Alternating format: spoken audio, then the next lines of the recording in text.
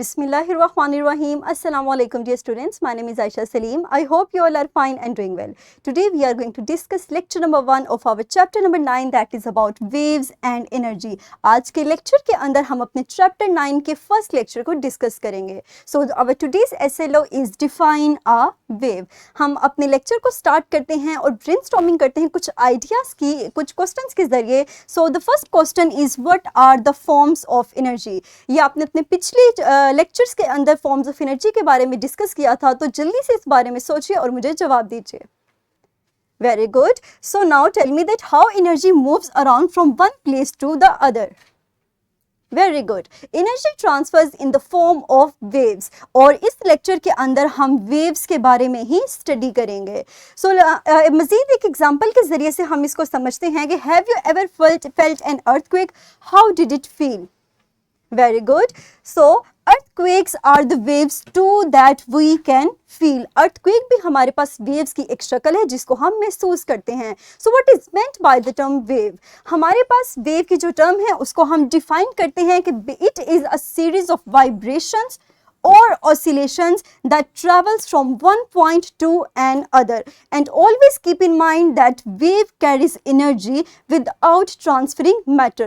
हमारे पास waves matter को transfer नहीं करती बल्कि energy को transfer करती हैं from one place to the other place. एक एग्जाम्पल के जरिए हम इसको बेहतर तरीके से समझते हैं. अगर आप पानी के अंदर पत्थर डालें या फिर even a small drop of water आप उसके अंदर फेंकें तो रिपल्स की फॉर्म में उसके अंदर वेव्स प्रोड्यूस होंगी और आप इजीली इन रिपल्स को देख सकते हैं. तो basically these are the waves too. Next हम मूव करते हैं वेव्स के कंपोनेंट्स के बारे में. अगर हम किसी स्ट्रिंग को अटैच करें एक पोर्शन से और उसको परपेंडिकुलर डायरेक्शन में मूव करें तो हमारे पास इस तरह की वेव्स प्रोड्यूस होंगी. और अगर हम इनके कंपोनेंट्स के ऊपर गौर करें तो we have the trough, that is basically the lowest part of the wave from its mean position. Next component है हमारे पास crust, that is the highest part from its main position.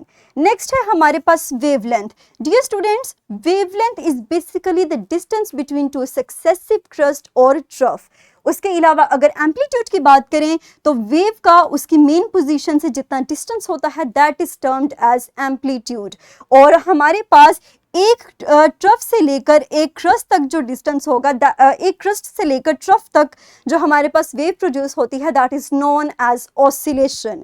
तो ये हमारे पास वेव्स के कुछ कंपोनेंट्स हैं जिनको हमने स्टडी किया. फर्दर हम एक सिमुलेशन की मदद से देखेंगे कि किस तरह वेव हम प्रोड्यूस कर सकते हैं. सो आप इस लिंक पे क्लिक करके इजीली उस सिमुलेशन को ओपन कर सकते हैं.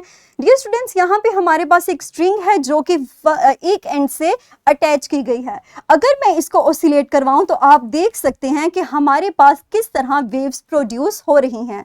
हम यहाँ से इसके एम्पलीट्यूड को हाई भी कर सकते हैं और इसको अपनी मर्जी से एडजस्ट भी कर सकते हैं. And we know that amplitude is basically the height of the wave from its mean position. अब इसी तरह अगर मैं इसको इसकी स्पीड को मैं तेज़ करूं और उसके बाद अगर मैं इसको पॉज करूं तो क्या आप इस प्रोड्यूस की गई वेव में उन कंपोनेंट्स को आइडेंटिफाई कर सकते हैं जिनको हमने अभी लेक्चर में डिस्कस किया. Very good. सो आप इस सिमुलेशन की मदद से इजीली वेव प्रोड्यूस करवा सकते हैं और आइडेंटिफाई कर सकते हैं उन तमाम कंपोनेंट्स को दैट वी जस्ट डिस्कस. वापस चलते हैं हम अपनी स्लाइड की तरफ और अपने लेक्चर को फर्दर प्रोसीड करते हैं. सो हमारे पास अब है activity 1. The objective of this activity is to check your understanding of waves, enhance your logical drawing skills and the skills of data conversion into scientific figures. In order to solve this activity, you have to click on the link that is given on the description of this video. तो आप easily इस activity sheet को open कर सकते हैं. तो यहाँ पर एक्टिविटी शीट दी गई है. In the first section, you have to relate the descriptions to the relevant terms. In the second section, you have to draw a wave and label all the above mentioned parts. और third section के अंदर आपको यहाँ पे जो description दी गई है उसके अकॉर्डिंग आप वेव को ड्रॉ करेंगे. सो जल्दी से अपनी वीडियो को कुछ देर के लिए पॉज कीजिए और इस एक्टिविटी शीट को सॉल्व कीजिए. वेरी गुड, मुझे उम्मीद है कि आपने इसको इजीली सॉल्व कर लिया होगा। नेक्स्ट हम चलते हैं अपने स्किल 9.1 की तरफ, in which you have to make a wave model.